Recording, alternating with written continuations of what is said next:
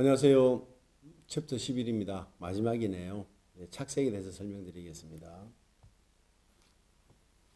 착색은 견제할 수 있는 인자, 착색을 저해하는 인자를 견제하는 것부터 먼저 생각하시죠. 착색의 여러 가지 설명보다도 1차적으로 착색에 불리하게 하는 조건들을 제거하는 게 중요하겠죠. 첫 번째 질소입니다. 질소는 다양한 데로 존재하겠죠. 우리가 생각하는 요소나 복합 비료에 들어있는 질소질만 생각을 하시지만은 그 외에 질소가 많이 있죠. 아미노산도 질소예요. 아미노산 분자 구조 보면은 질소끼가 붙어 있습니다. 그래서 아미노산은 11에서 14%의 질소를 끼고 있어요. 그런 아미노산. 그 다음에 무기질 비료들에 포함되어 있는 질소들을 꺾어야 되는데 질소를 기량시킨 인자는 인산과 탄소원이다. 착색기에는 인산과 탄소를 높이는 방향을 잡으셔야 되겠죠. 두 번째 마그네슘입니다. 마그네슘은 당을 합성하는 능력도 있고 인산하고 상조 효과가 있어서 당도 증가에 도움이 됩니다. 되는데 문제는 뭐냐 하면은 과피에 붙은 엽록소가 착색을 하는 인자를 저해시키는 역할을 해버리는 거죠. 그래서 이 부분에 대해서 견제할 수 있는 것은 어떤 것이냐? 칼슘입니다. 그래서 우리가 착색이 가면은 착색기에 1인산가리를 사용하라고 얘기하는 이유가 이 양차를 견제하기 위해서 생기는 거겠죠. 자, 이런 것들이 있습니다. 그럼 착색의 촉진자는 어떤 게 있을까요? 유기산이 있습니다. 유기산은 어떤 역할을 하면 전분 합성을 하고 이행성을 향상시키고 그리고 탄소 동화작용을 촉진하는 역할을 하고요. 그리고 토양에서 유기산이 많으면 어떤 형태가 벌어지냐 하면은 과일의 당산비의 형태가 좋아져서 당도를 합성하고 올려주는 역할을 합니다. 그래서 유기산은 상당히 중요하죠. 탄소는 어떤 걸까요? 탄소는 사실 광범위합니다. 우리가 탄소원을 얘기하면은 탄소원 고개를 갸웃거리실 수 있지만 앞에 제가 말씀드린 내용을 한번 고집해 보시면은 탄소원이 어떻게 필요한지가 나올 겁니다. 탄소는 다양합니다. 목적이 탄소원일 수도 있고 토양의 유기물의 존재가 탄소원일 수도 있고 경우에 잎에서 광합성 작용하는 것도 탄소원입니다.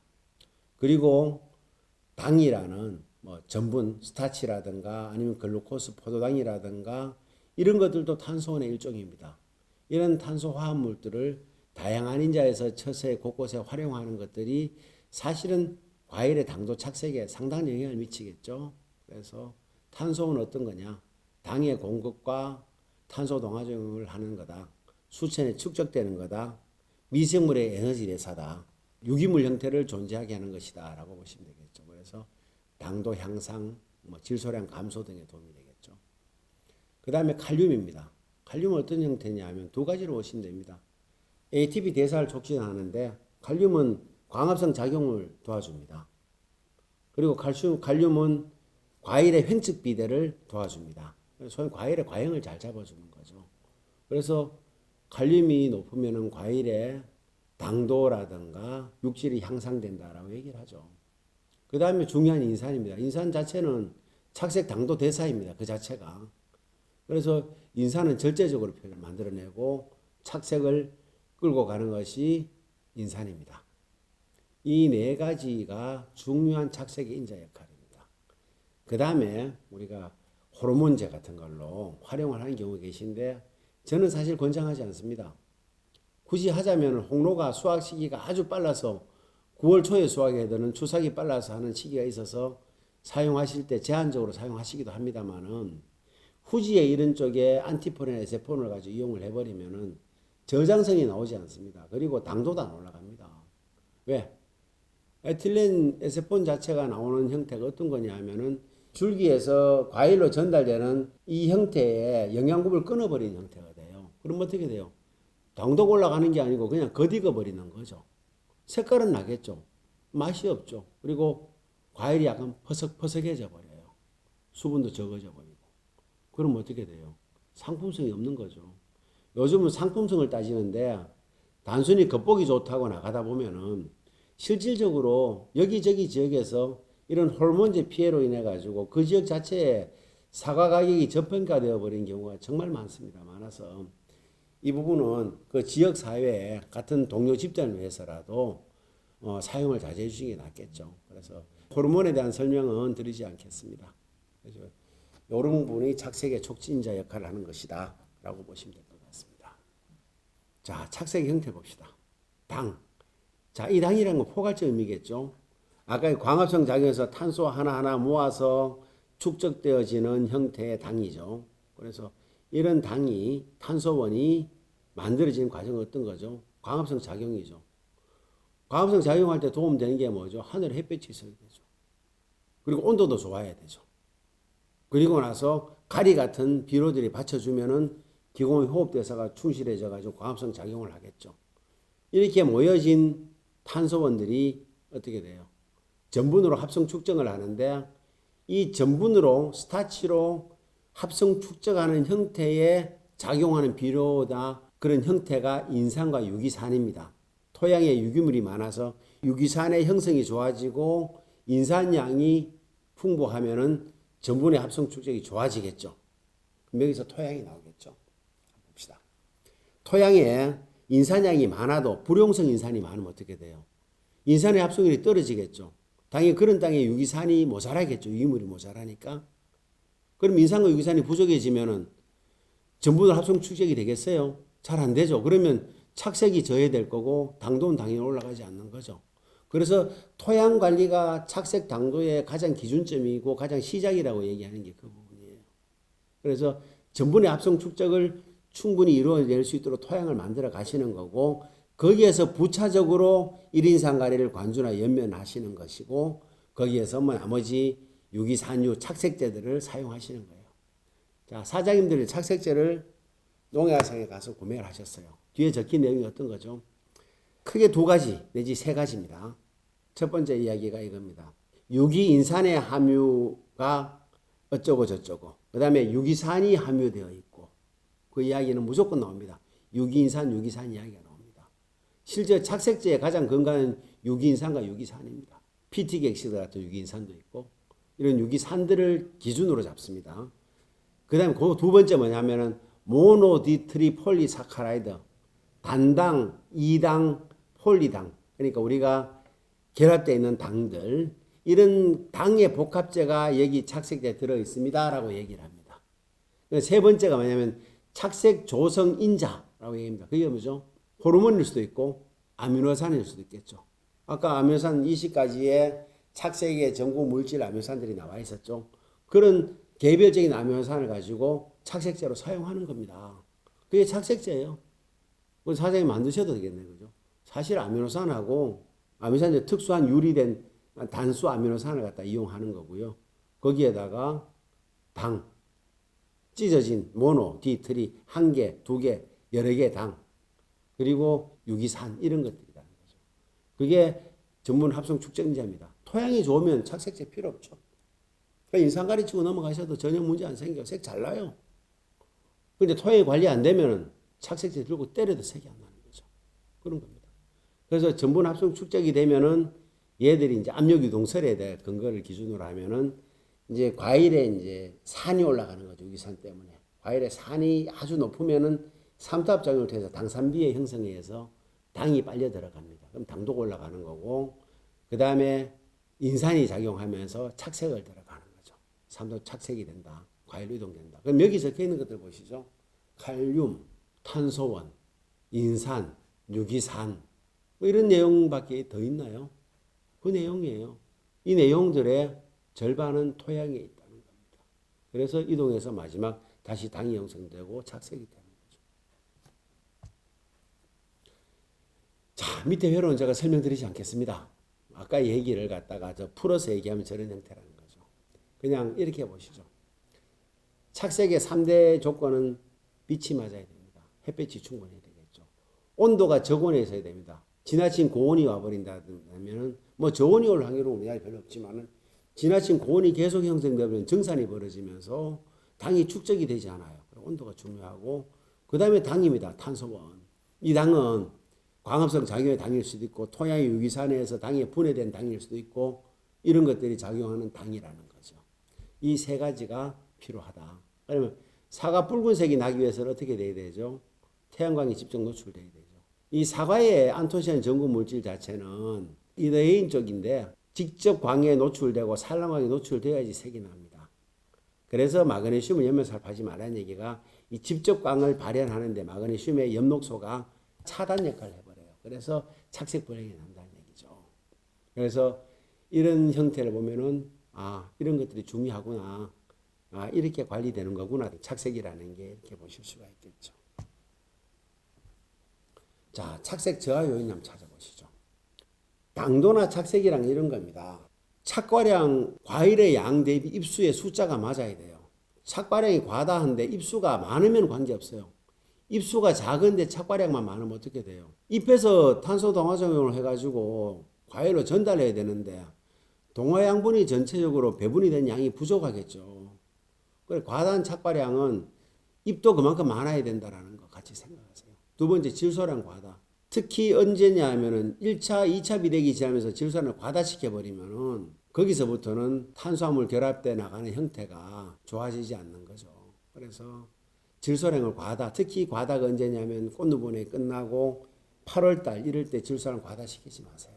그러면 후지에 착색이 저하가 되어버리겠죠. 그리고 특히 8월 하순부터는 후지는 질소 끊어야 되겠죠. 홍로 같은 경우에는 8월부터 끊어야 되고 후지는 9월 이후부터 서서히 줄여나가서 끊어나가야 되고 10월달쯤 완전히 끊어버리겠죠. 수분의 과부족. 자, 수분도 마찬가지예요. 수분을 제가 항상 일정한 수분을 갖다가 일정한 시간 일정한 양에 주시라는 얘기죠.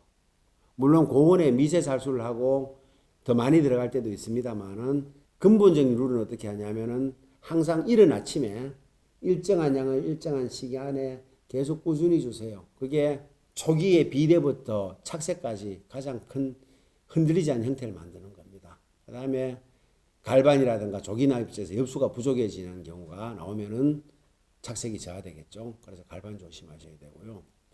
뭐 일조가 부족하다 고온이 와버려도 착색이 잘 안 됩니다. 야간 증상 같은 걸 막아야 되고 일조가 부족하면은 흐린 날씨가 계속되면 광합성 산물이 떨어지겠죠. 이런 것들에 대한 저하 요인들을 갖다가 생각하셔야 되고요. 자, 그러면은 본격적으로 한번 보시자고요. 착색이 대체 방안 어떻게 할까? 자, 지금 토양도 좋아졌고 빛도 겨우 맞았고 개처럼 농사가 나쁘지 않게 왔다고 가정을 합시다. 그럼 홍로는 이렇게 보셔야 돼요. 홍로 수확 한 6주 전쯤 되면은 1인상 가리를 관주를 한번 합니다. 6주 전을 이렇게 계산하시죠. 9월 한 10일경에 수확을 한다고 칩시다. 그럼 9월 10일에서 수확하는데 6주 전이 언제쯤 될까요? 7월 말 8월 초겠죠. 그럼 8월 초쯤에 1인상 가리를 토양에 관주를 한번 합니다. 그리고 관주하고 나서 인산이 흡수력이 늦어요. 그리고 토양 상태가 안 좋으면 흡수도 잘 안 되기도 해요. 하지만 그렇게 해놓고 나서 연면살포로 일주일 후쯤에 인산가리 연면살포를 하세요.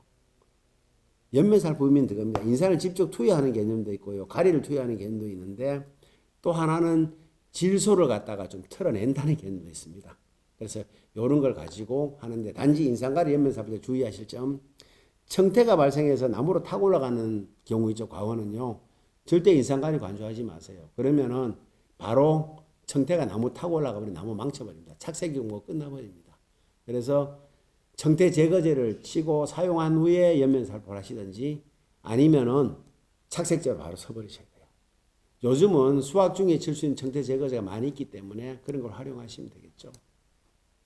그 다음에 수확 한 4주, 3주 전쯤에 1차 착색제 연면살포하든지 2차 살포하시는데 이때 칼슘 섞어 치셔도 됩니다. 이렇게 2번 정도 쳐주시면 되고 경우에 따라 아주 잘 나가고 있으면 착색제 빼셔도 됩니다. 인산가리 한 번 더 치고 끝내셔도 돼요. 칼슘만 치고. 저는 사실 착색제를 안 쓰도록 과원이 관리되는 게 가장 맞다고 바람직하다고 생각을 합니다. 그런데 이제 환경이 좋지 않으면 사용하실 수도 있죠. 단지 이 시기에 호르몬 착색제는 가급적 사용하지 마시고요. 정상적인 착색제를 늦더라도 사용하시는 게 도움이 된다고 봅니다. 그리고 수확 4주 전쯤 되면은 이제 물 공급을 줄입니다. 3주 전에 물 공급 중단하고 반사 필름 설치하고 끝나는 거죠. 그죠? 칼슘은 이 시기에 한 2번 정도 쳐주고. 그렇게 하면 착색기의 기본적인 룰은 이러합니다. 근데 그 전에 준비할 것들이 많죠. 여름에 고온을 어떻게 견딜 거냐, 아니면은 장마를 어떻게 견딜 거냐, 병반을 어떻게 관리할 것이냐, 토양을 어떻게 관리할 것이냐라는 사전에 이런 것들에 대한 복합적인 걸 갖다 마지막에 정리하는 것은 간단하다는 거죠. 후지 한번 보시죠. 자, 우리 만생종 사과입니다. 후지는 여유가 좀 있어요. 그 대신에 여유가 있는 만큼 주의할 사항 많죠. 왜? 날짜가 길면은 그 사이에 관리할 형태도 더 필요하겠죠. 전에 이야기한 첫 번째 1차 비대, 2차 비대 착색에서 가는 질소 인산가리 비율 형태를 보세요. 213 비율로 가다가 123으로 가다가 질소를 빼버리고 인산하고 가리가 높은 비율 형태 가는 형태를 비율의 기본으로 잡아놓자고요.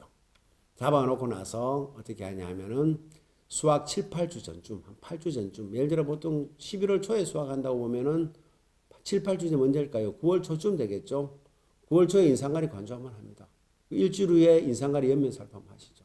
그리고 칼슘 들어가고. 이렇게 해서 인산가리를 관주 연면한 이유는 그겁니다. 딴 게 아니고 질소의 경합성과 인산을 갖다 이때부터 흡수를 시켜야지 전체적으로 착색에 여러 인자들 풍부하게 만들어나가는 거죠. 그래서 관주와 연면 한 번 하세요. 단지 질소가 너무 강하다든가 수세가 셀 때는 한 번 더 반복하실 수도 있습니다. 또 하나 홍로와 마찬가지로 과원의 나무 쪽에서 청태가 발생하면 인산가리 연면살포 하지 마세요. 바로 인산염 유발돼서 청태 나무 타고 올라가 버립니다. 예를 들어서 청태가 있는 과원은 그 부위를 갖다 청태 제거제로 작기 중에 사용할 수 있는 것들이 많이 있으니까 제거를 시키고 인산가리를 치시던가 착색제 바로 가버리세요. 그렇게 하시고 나서 칼슘은 이 시기에 몇 번 치느냐, 약 한 8주 중에서 적게 2번 많게 한 3번 정도 연면살포 가신다고 보면 되고요. 2번 정도 가셔야 돼요. 그리고 수확에서 5주, 3주 전에 착색제 사용하시는 경우 있고, 색이 좋으면 인산가리 치고 초산칼슘만 2, 3회 치고 끝내셔도 돼요. 근데 약간 불안하다고 생각이 되시면 사용하세요. 그리고 수확 4주 전에 수분 줄이고 3주 전에 단수시키고 반사필름 설치하고 이렇게 하면 되겠죠. 마지막 정리는 다 하세요. 정리하실 줄 알아요. 아까 홍로와 마찬가지로 사전에 예비하고 대비해야 될 4가지 사항만 잘 생각하시면 돼요. 자, 주의사항 이것만 합시다.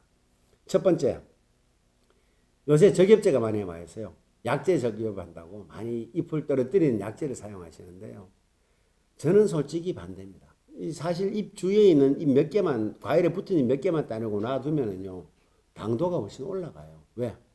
이 과일 근처에 있는 잎이 가장 탄소 동화종 산물을 가장 빨리 이동시켜줘요. 근데 그 옆에 잎들을 다 떨어뜨려 버리면은 색깔 나는 데는 도움이 되겠지만 당이라든가 이런 합성에서는 떨어지겠죠. 그래서 적엽은 너무 과도하지 않게 하실 수 있도록 한번 연구하시는 게 괜찮죠. 그런데 과원이 넓은 과수원 사장님들에게 제가 손으로 입자라고 그러면은 너가 해봐라 그러면 제가 할 말이 없어요. 없는데 그래도 어떻게 하면 요 좀 효율성을 찾을까 한번 연구해 보실 필요가 있겠죠. 그 다음에 착색기에 푸시나 홍로나 간에 아밀산 사용하지 마세요. 최소한 홍로는 6주 전, 7주 전에 그만두시고요. 후지는 8, 9주 전에 그만두세요.